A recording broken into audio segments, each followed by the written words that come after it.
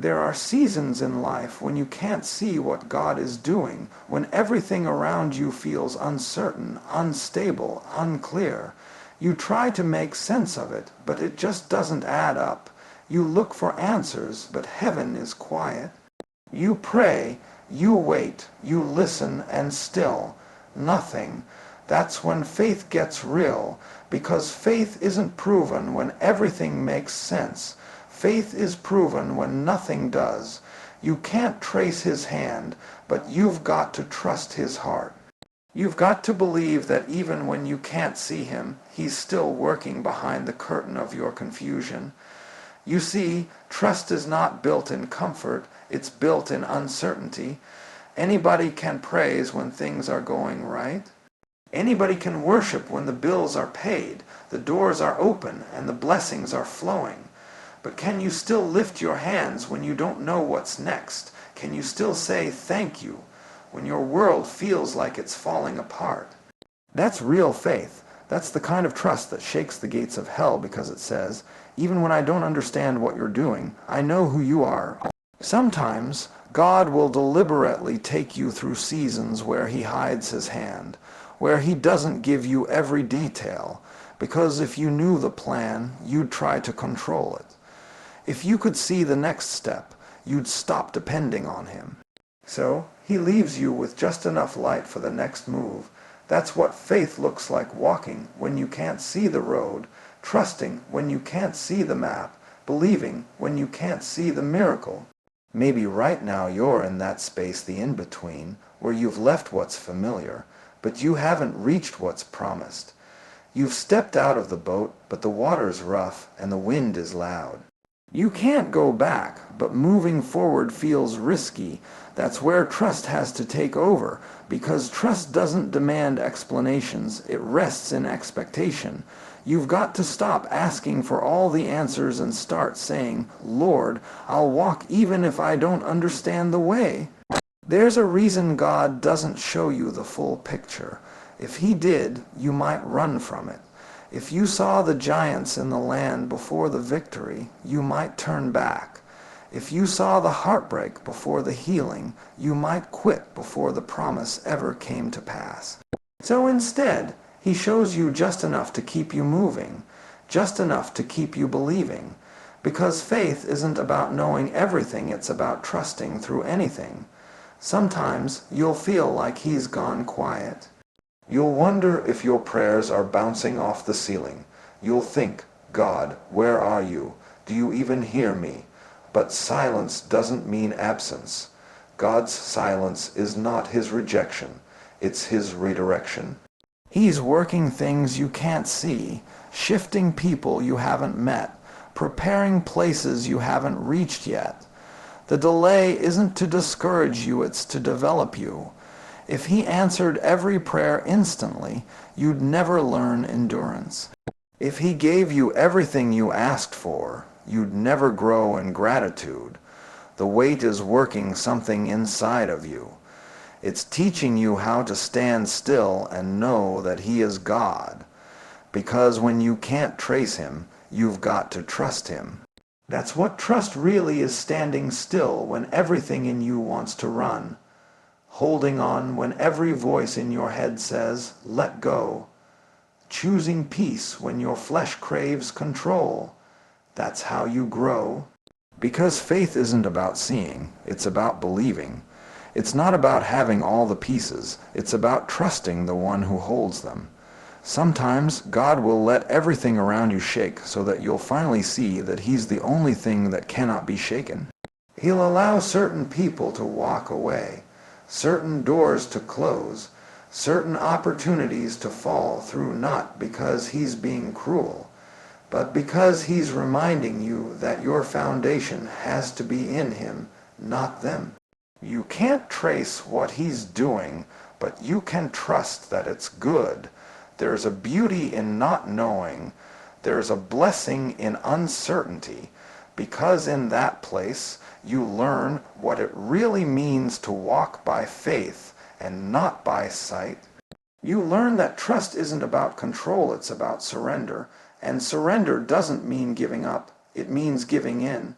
It means saying, God, I don't need to understand everything. I just need to know you're with me.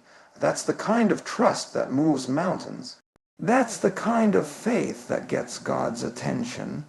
When you can say, even if I don't see it, I still believe it. Heaven takes notice. Because your trust tells God, you don't have to prove yourself. I already know who you are. So if you're in a season where you can't trace him, don't lose heart. Hold steady. Keep walking. Keep praying. Keep believing. He hasn't left you. He's leading you. The fog you're in right now is not a sign of his absence. It's the cover of his construction. Something's being built. Something's being shaped. And when the time is right, you'll see that every unanswered question, every delay, every dark night was part of his divine design. Sometimes what looks like a closed door is really God saving you from walking into a room that would have destroyed your peace. You thought it was rejection, but it was really redirection. You thought you were losing something, but in truth, you were being led somewhere. There are moments in life when you've prayed for something so hard, you were sure it was meant for you, and when it didn't happen, you felt like heaven had turned its back. But if you could see what God saw, you'd fall to your knees and thank him for not giving you what you wanted. Because sometimes what you think you need isn't what's best for you, and the blessing you're crying over losing is the very thing that was blocking what's next. There's a power in divine redirection. It's not always easy to recognize when you're in it because it doesn't come with explanation. It just feels like loss. It feels like pain. It feels like confusion. But that's how God works sometimes. He leads you by closing doors, by shifting people, by removing comfort zones. You'll be trying to fix something he's already finished with. You'll be holding on to something that was never meant to carry you into your future.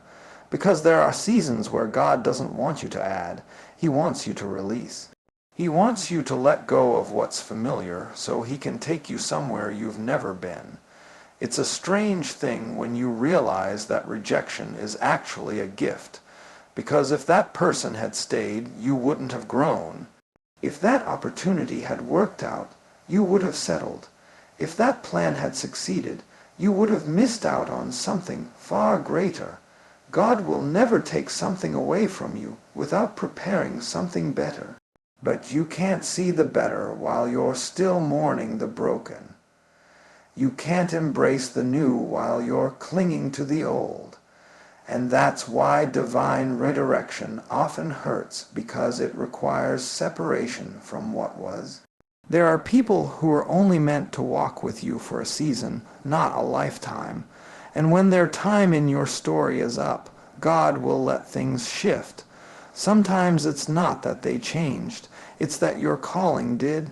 You've outgrown environments that no longer serve where you're going. And because you wouldn't move on your own, God had to make it uncomfortable enough for you to leave. You see, he'll use disappointment as a tool to redirect you toward destiny. He'll use closed doors as a compass to turn your steps back onto the right path. When things fall apart, our first instinct is to try to rebuild them. But what if God isn't calling you to rebuild? What if he's calling you to release? Because you can't go back to what's broken and expect it to function the same. Sometimes the reason it fell apart is because he needed to free you from a system, a pattern, a mindset that was holding you hostage. You prayed for strength, and he gave you separation. You prayed for direction, and he gave you disruption. You prayed for growth, and he gave you loss, because growth often comes through what you have to let go of. When you start to understand that, you stop fighting what God is trying to finish. You stop trying to fix what he's trying to free you from. You begin to see that every rejection, every closed door, every missed opportunity was a message from heaven saying, "You're meant for more than this." And once you catch that revelation, peace replaces frustration. You no longer cry over what left. You thank God that it didn't stay. Divine redirection has a way of protecting you from unseen danger. You might not have realized it, but that connection you lost could have corrupted your purpose. That job that turned you down might have been the very place that would have drained your gift. That relationship that ended could have pulled you off your path. Sometimes the no is the loudest yes God will ever give you. It's hard to accept when you're in it. Your heart breaks, your plans collapse, and you start to wonder, why me? But later, when the dust settles, you look back and realize, if that hadn't happened, I wouldn't be here. I wouldn't have discovered this strength.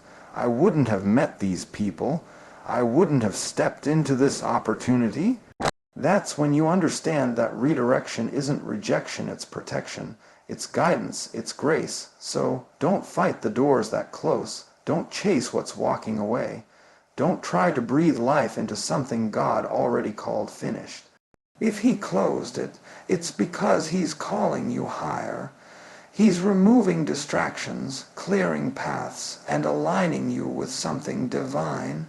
It may not look like it right now, but one day you'll thank Him for every door that's shut, every friendship that faded, and every plan that failed, because those moments were moving you closer to the promise you were meant to live in. There comes a moment in every person's journey where you have to face the breaking. It's that season where nothing seems to hold together, where your strength feels stretched, your patience worn thin, and your faith tested beyond what you thought you could handle. It's the place where God doesn't just fix you, He forms you. Because before every blessing, there's a breaking. Before you rise, something in you must fall. Before you step into what's next, something in you must die. The breaking isn't punishment, it's preparation. See, everybody loves the idea of the blessing. Everybody wants the reward, the promise, the overflow, but not everyone is ready for the breaking that comes before it. Because the breaking exposes what's weak, what's false, what's been holding you back. It forces you to confront yourself, your fears, your doubts, your pride, your control. God can't bless who you pretend to be. He blesses who you are, even in the mess. But to reach that level of authenticity, you've got to go through the process that strips away everything that doesn't belong. Sometimes the breaking looks like betrayal. It looks like people you trusted walking away, like doors you depended on closing, like prayers going unanswered. You think you're being abandoned, but really you're being aligned. You think you're being torn apart, but God is tearing asterisk off asterisk everything that can't carry the next version of you. He's removing the layers that kept you from seeing yourself clearly. You can't pour new wine into old skins, so the old has to stretch, tear, and break for the new to come forth. The breaking hurts. It's not supposed to feel good. Growth never does, but the pain is proof that something's being born. That's why it hurts in the dark, because things that grow underground always push through pressure before they rise into the light. When God allows you to be broken, He's not trying to destroy you, He's trying to expand you. He's saying, you can't stay who you were and still carry what I'm giving you next. Think about it. When a seed is planted, it has to split open before anything new can come from it. If it doesn't break, it never grows. The same is true for you. That heartbreak, that loss, that moment where you thought you couldn't take another step, that was your soil moment. You were buried, not to be forgotten, but to be transformed. The breaking was never to bury you, it was to birth something greater inside of you. There's a strength that only comes from being broken. Because once you've been shattered and survived, you realize nothing can destroy you the same way again. The same pressure that could have crushed you ended up creating a diamond in you. God takes the broken pieces of your life and arranges them into something stronger, wiser, and more beautiful than before. But he can't build with what you refuse to surrender. Sometimes we fight the breaking because we think it means we're losing control. But control is the very thing that keeps us stuck. When you stop trying to hold everything together, you give God permission to do what only He can do. You've got to let Him break what's blocking you. You've got to trust that even in the breaking, He's building. Even in the pain, He's preparing. Even in the loss, He's leading. You might be in that season right now, the place where you feel like everything around you is falling apart. But don't mistake breaking for breaking asterisk down asterisk. You're not falling apart. You're being reshaped. You're being molded for something more. The breaking is making room for the blessing. It's creating space for something bigger than what you could have imagined. You can't hold on to what was and still receive what's coming. And I know it's hard. I know it's lonely. I know sometimes you wake up and wonder, why me? Why does it have to hurt this much? But one day you'll look back and realize the breaking was the best thing that ever happened to you. Because it was in that moment that you stopped depending on people and started depending on purpose. It was in that pain that you discovered your power. It was in that isolation that you found your identity. You learned that broken doesn't mean beaten, it means built. So don't run from the breaking. Don't fight it. Embrace it. Because God doesn't break you to break you. He breaks you to bless you. Every crack, every scar, every tear is evidence that you're being shaped by divine hands. When He breaks you, He's not taking something away. He's making space for something better. You know, sometimes life has a strange way of introducing you to your purpose. It doesn't come wrapped in celebration. It often shows up disguised as disappointment. You prayed for breakthrough, but what you got was heartbreak. You believed for favor, but what showed up looked like failure. You were waiting for the door to open, and instead, it slammed right in your face. That's when confusion sets in, because you start wondering, if God really promised me something, then why does the path to it feel like punishment? But what if the pain is part of the preparation? What if the promise doesn't come wrapped in comfort, but in the challenge that forces you to grow? There are moments when life hits you so hard that you start questioning everything. You thought the job was yours, the relationship was meant to last, the opportunity was a sure thing, and then suddenly it's gone. You stand there staring at the ruins of what you thought your future would be, trying to make sense of the silence. But it's in that moment, in the middle of your confusion, that God is whispering, asterisk, I'm not breaking you, I'm building you. Asterisk, because sometimes, before you walk into the promise, you have to walk through the pain that shapes your character to carry it. Pain has a purpose. It's not comfortable, but it's constructive. It doesn't feel like progress, but it's producing something in you that success never could. It's teaching you patience.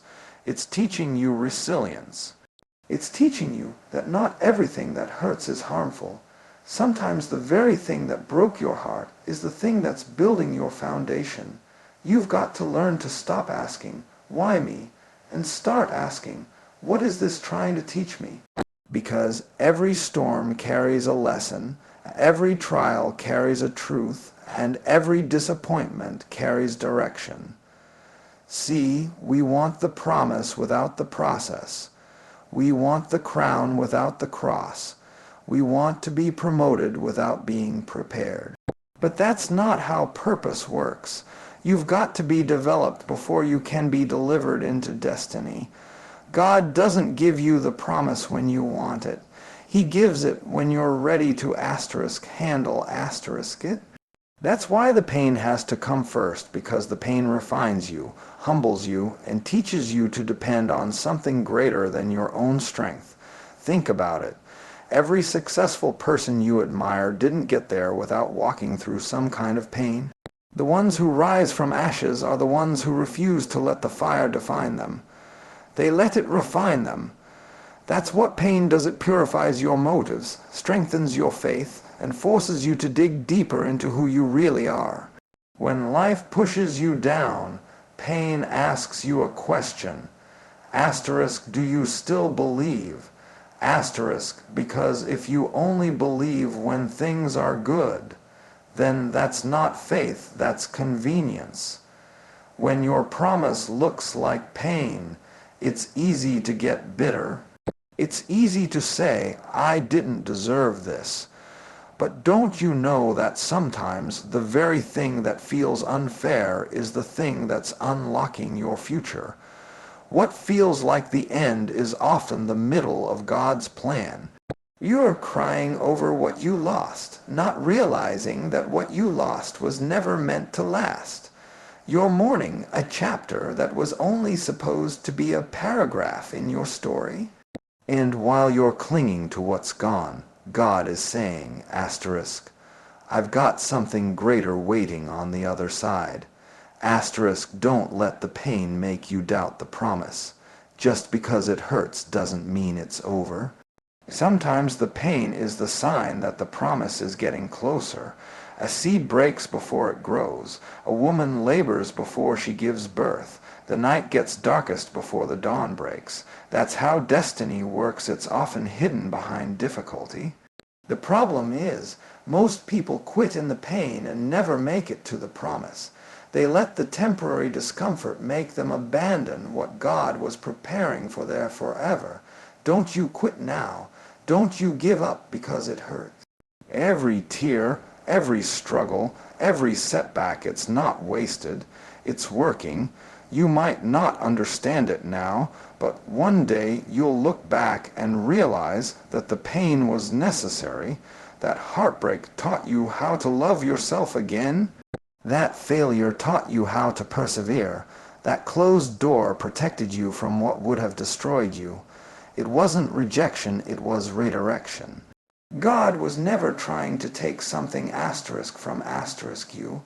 He was trying to give something asterisk to asterisk you, but you had to go through the pain to appreciate the promise. So don't curse your pain, let it push you. Don't run from the storm, let it strengthen you.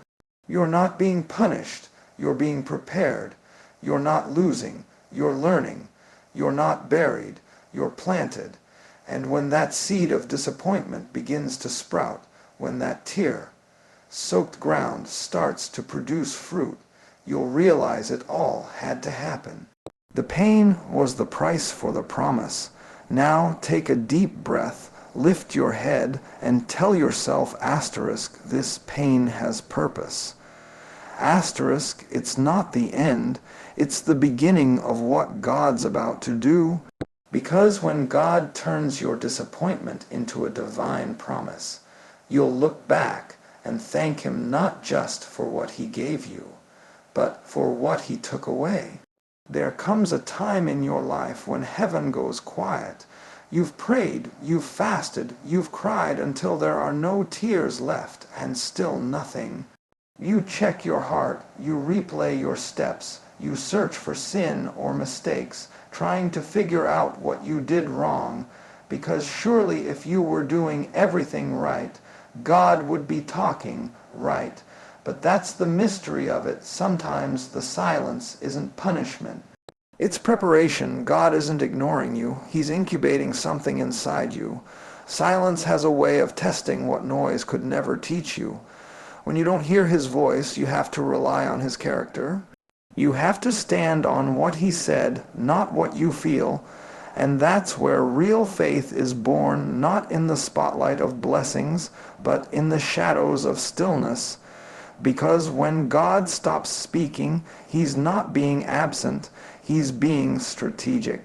He's setting things in order behind the scenes. He's rearranging, rebuilding, repositioning. He's not saying nothing, He's just saying it differently. When you're in the silent season, it feels like you've been forgotten. Everyone else seems to be moving forward while you're stuck in the waiting room of heaven. But what you don't realize is that silence is often the sound of God working. Seeds don't make noise when they grow, but they're still growing. Foundations don't shout when they're being laid, but they're still being strengthened. Just because you can't see movement doesn't mean progress isn't happening. God does his best work in the dark and quiet places, in hidden seasons, in moments where you think nothing is happening, but everything is shifting. You've got to learn to be still, because being still isn't about doing nothing. It's about trusting completely. It's about saying, God, even if I don't hear you right now, I believe you're still here. It's the maturity of faith that says, I don't need constant confirmation to believe in your promise. Silence separates those who want God's hand from those who truly want his heart. If your relationship with him depends on constant noise, then you'll never know the depth of his peace. God's silence is sacred. It's the pause before the performance. It's the test before the testimony. When he's quiet, he's measuring your endurance, testing your faith, seeing if you'll still praise him without proof. Because anyone can worship when prayers are being answered, but true faith worships when it feels like the heavens are closed. True faith doesn't just believe when it sees results. It believes when there's nothing but stillness and a whisper of hope. It's in that silence that God refines you. He strips away the need for constant reassurance. He teaches you how to depend on his presence, not his performance. He makes you confront your doubts, your impatience, your need for control. And when you pass that test, when you can still lift your hands in silence, still smile through uncertainty, still believe without evidence, that's when heaven starts to move again, because God responds to trust. Sometimes silence is protection. If he told you what he was doing, you might try to change it. You might rush the process or walk into rooms you're not ready for. So he hides the details to protect your destiny. He keeps certain things quiet so you won't ruin them with your impatience. He silences the noise so you can hear the lesson. You might not feel it now, but the silence is stretching you. It's developing your discernment. It's teaching you how to listen deeper, not just to what he says, but to who he is. And that's a lesson you can't learn when life is loud. Because when everything is moving, you depend on momentum. But when everything stops, you depend on him. Think about it. Every great thing God ever created began in silence. When he formed the earth, the void was silent. When he was shaping you in your mother's womb, there was silence. When Jesus was in the tomb, there was silence and then resurrection. This silence isn't the end, it's the setup. It's the moment before the manifestation. It's the space between promise and proof. And if you can survive the silence, you'll see the sound of breakthrough on the other side. So if you're in that quiet place right now, stop panicking. Stop questioning your worth or wondering if God forgot you. You're not being ignored, you're being refined. You're not being delayed, you're being developed. Sometimes God has to take you into solitude so he can shape your strength, because there are some things he can only teach you in silence. And one day, when the noise returns and the blessings start to flow again, you'll realize that the silence was sacred. It was there that you learned patience, trust, and faith that doesn't waver. You'll thank him for every unanswered prayer, every quiet night, every waiting season, because you'll know it was all working for your good. If this message is speaking to you, type in the comments. The silence is not empty, it's full of purpose. Let that be your declaration today, because while it may feel like heaven is quiet, your promise is still alive, and the next sound you hear might just be the sound of your breakthrough. There are moments in life when disappointment feels like the final chapter, when the door slams shut so loud that you're convinced there's no more story left to tell. You prayed for it, worked for it, gave your all for it, and still it slipped through your fingers. You thought that job was the one. You thought that relationship would last. You thought that dream would take off by now, but instead you're left standing in the ruins of almost. And it hurts. It hurts because you believed, and now you're not sure if you should have.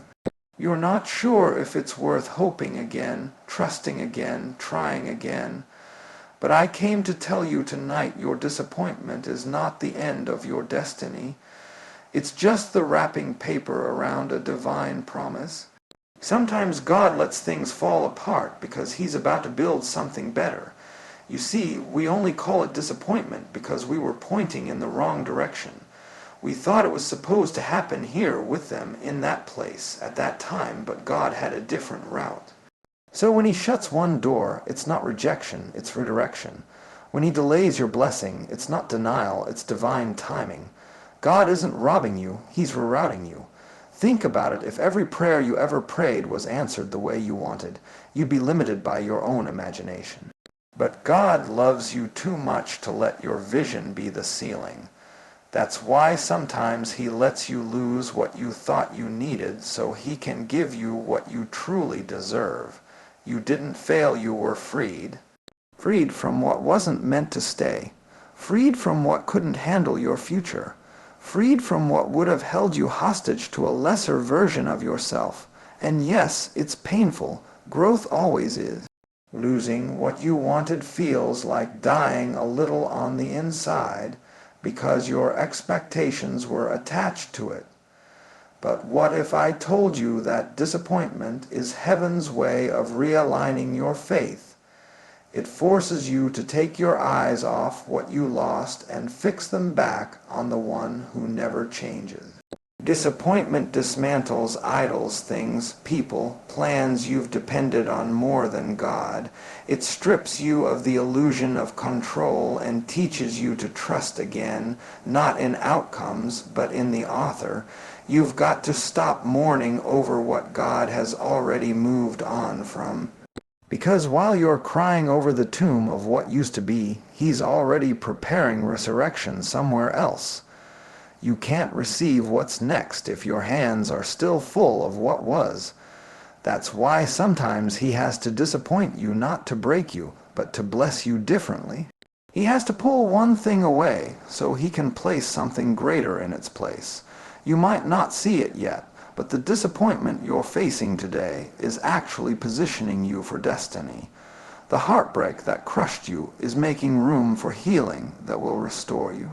The job you lost was just the training ground for the business you'll build. The door that closed was protection from a room you were never meant to enter. Every no you heard was just a disguised yes to something better. But you've got to shift your perspective. You can't let disappointment harden your heart. Don't let it turn you bitter when it's meant to make you better. Don't let it make you stop believing when it's meant to make your belief stronger.